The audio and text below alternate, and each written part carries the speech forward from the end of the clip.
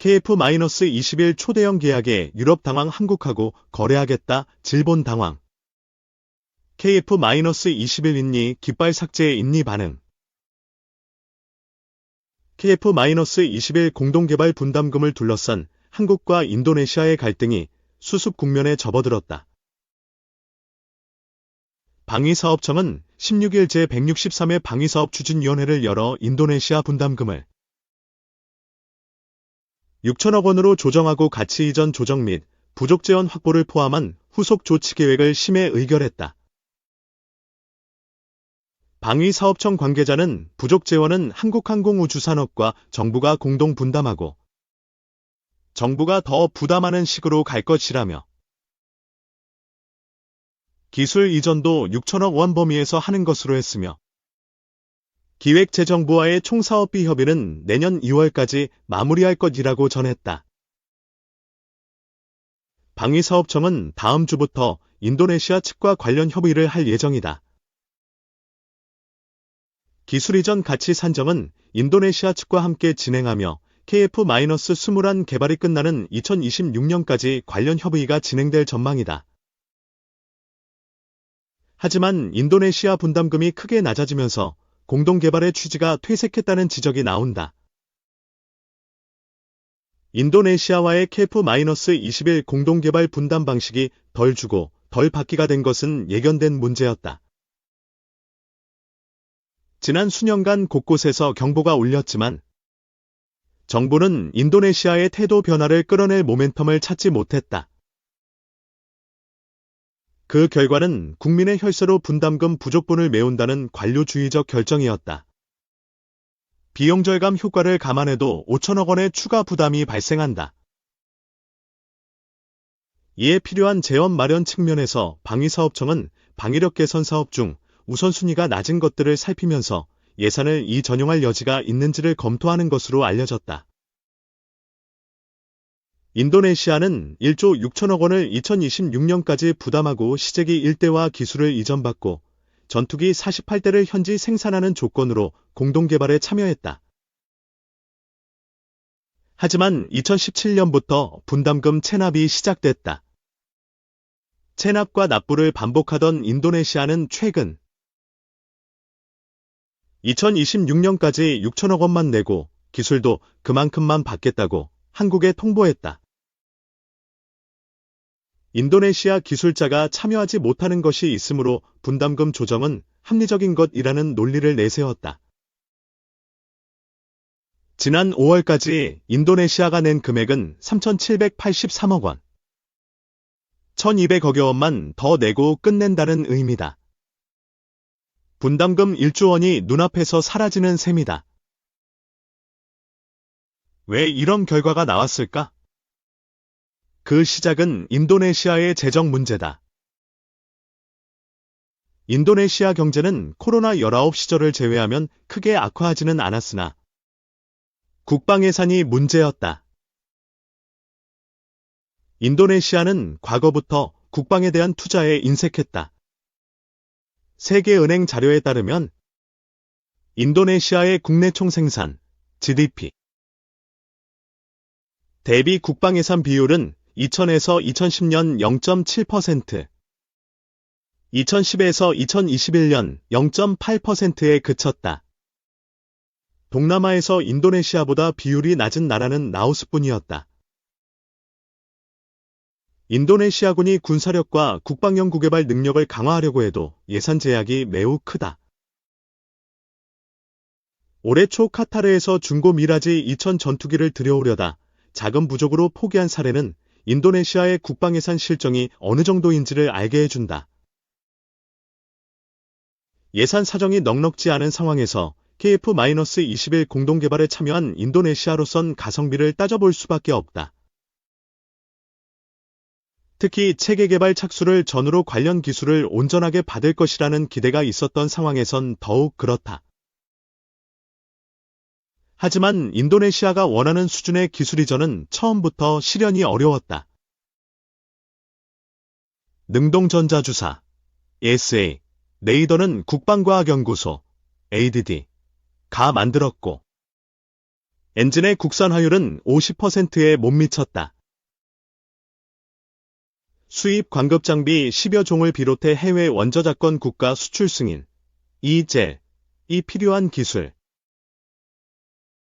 한국 정부가 핵심 기술로 분류한 기술 등을 빼면 한국항공우주산업, KIA에 있던 인도네시아 기술진이 접할 수 있는 기술은 매우 제한적이다.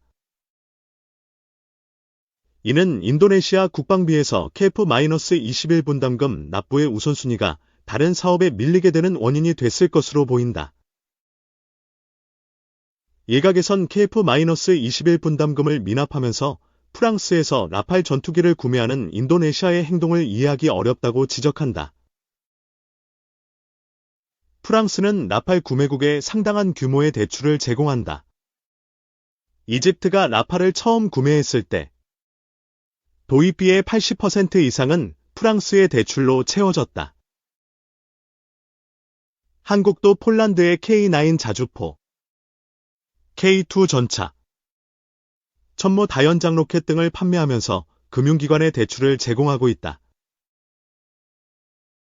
인도네시아도 마찬가지다. 유럽에서 첨단 무기를 도입하면 구매국으로부터 정책 금융이나 기타 금융을 지원받을 수 있다.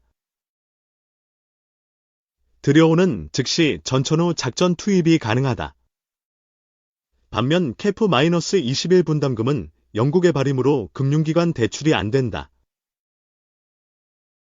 전액 정부 예산으로 집행해야 한다. 2026년에 KF-21 개발이 끝나지만 이는 공대공 능력을 갖춘 블록 1이다. 1만 7천여 개의 섬으로 구성된 인도네시아의 영토 동서 길이는 5,300km에 달한다. 여기에 중국 해외 공군이 남중국해에서 팽창적 행보를 거듭하는 것을 저지하는 임무가 추가된다. 이를 위해선 공대공, 공대함, 공대지 능력과 전략적 타격력을 갖춘 첨단 전투기를 최단 기간 내 실전 배치해야 한다. KF-21이 이 같은 능력을 완전히 갖추려면 2030년은 되어야 한다. F-35A와 KF-16, F-15K 전투기를 대거 보유한 한국은 KF-21의 완성을 기다릴 여유가 있다. 반면 예산 압박과 중국의 위협 증대, 주변국 군비 증강에 직면한 인도네시아는 시간적 여유가 없다. 광대한 영공을 지키면서 중국과 주변국 견제까지 하려면 미국이나 유럽에서 직도입하는 것이 재정적으로나 전략적으로나 더 쉬운 선택이다. 한국 정부도 인도네시아의 이 같은 특성을 파악하고 분담금 문제에 대처했어야 했다는 지적이 나오는 대목이다. 블록 1, 2로 구분된 단계적 개발 대신 전천 후 작전 능력을 단번에 갖추는 식으로 개발 기간을 최대한 단축하거나 인도네시아의 재정 부담을 낮추는 등의 방안을 마련해야 했다는 것이다. 결국 인도네시아는 분담금을 다 내지 않은 채 책임에서 벗어났고 부족한 비용은 우리나라의 예산에서 지출되는 상황을 맞이했다. 국내 업체와 연구기관이 심혈을 기울여 달성한 비용 절감의 혜택을 인도네시아가 받게 되는 셈이다. KF-21 공동개발을 둘러싸고 인도네시아는 한국이 수용할 수 없는 상황을 계속 만들어왔다. 분담금 미납으로 인해 누적된 한국 내의 부정적 시선은 지난 1월 인도네시아 기술진이 KF-21 설계 기술 자료가 담긴 USB를 몰래 빼내려다 적발되면서 더욱 악화했다. 분담금 조정 요구는 타오르는 불길에 기름을 끼얹은 격이었다. 일각에선 한국 내 정서를 자극하는 인도네시아와의 공동개발을 정리하자는 주장도 나온다. 하지만 KF-21 공동개발을 멈출 수는 없는 것이 현실이다.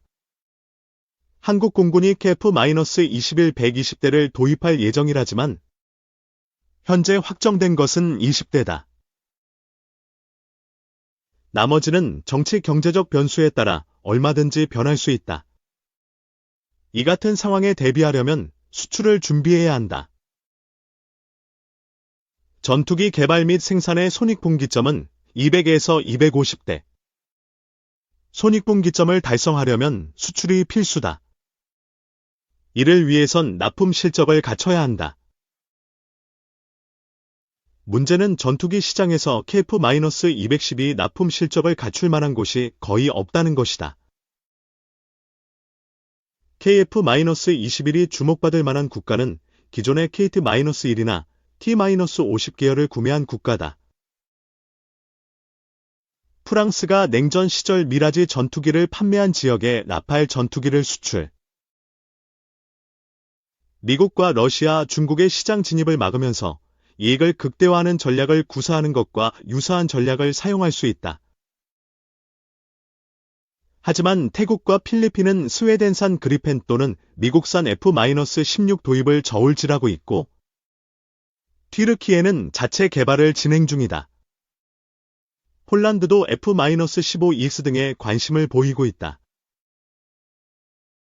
F-50을 능가하는 중형 전투기를 신속하게 세계 시장에 출시하지 못하면서 한국이 확보한 시장을 미국과 스웨덴에 넘겨주는 모양새다. 한국에 남은 곳은 인도네시아 정도다. 인도네시아는 KT-1 훈련기를 최초로 구매해 한국 방위산업 수출에 새로운 전기를 제공했고, T-50 훈련기도 도입했다. KF-21 공동개발 프로그램을 진행하면서 분담금도 냈다. 인도네시아에서 단순 현지 조립 생산만 진행해도 KF-21 납품 실적을 확보해서 추가 수출에 나설 기반을 마련할 수 있다. 생산량도 늘어나면서 규모의 경제를 만들 수 있다. 인도네시아와는 경제적으로 협력할 것이 많다는 것도 KF-21 공동개발 유지에 영향을 미친다. 수도 이전에 따른 막대한 규모의 건설 프로젝트, 전기차 배터리 제작에 필수적인 니켈 확보 등이 대표적이다. 인도네시아가 KF-21 공동개발을 청산하지 않는 것도 한국과의 경제협력 중요성을 의식하지 않을 수 없기 때문이다. 이슬람권에서 가장 많은 인구를 지닌 인도네시아와의 외교관계도 고려해야 한다. 인도네시아 리스크는 KF-21 개발 과정에서 상당한 상처를 남겼다. 분담금 미납과 기술 유출. 분담금 조정 요구가 이어지면서 무기 공동개발에 대한 인식에도 부정적 영향을 미쳤다. 다만 이해하기 어려운 행보를 거듭한다고 해도 인도네시아를 배제하기는 어렵다. 서로 안 보고 살 거라면 손절해도 되지만 양국은 정치, 경제 등에서 협력을 지속해야 하는 사이다. 작게는 KF-21의 미래를 위해, 크게는 국익을 위해서라도 KF-21 공동개발이라는 프레임은 유지할 수밖에 없다.